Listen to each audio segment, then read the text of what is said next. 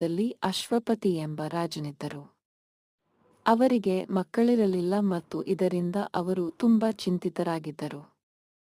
ಅವರು 18 ವರ್ಷಗಳ ಕಾಲ ತಪಸ್ಸು ಮಾಡಿ ದೇವಿ ಸಾವಿತ್ರಿಯನ್ನು ತೃಪ್ತಿಪಡಿಸಲು ಲಕ್ಷ ಆಯುತಿಗಳನ್ನು ಸಮರ್ಪಿಸಿದರು.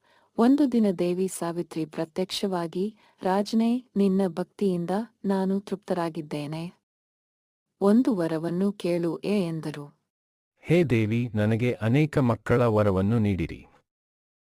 ದೇವಿ ಮಂದಹಾಸ ಮಾಡಿ, ನೀವು ಪುತ್ರರನ್ನು ಪಡೆಯುವುದಿಲ್ಲ, ಬದಲಿಗೆ ನಿಮಗೆ ದೊಡ್ಡ ಆನಂದವನ್ನು ತರಲಿರುವ ಒಬ್ಬ ಪುತ್ರಿಯನ್ನು ಪಡೆಯುತ್ತೀರಿ ಎಂದರು.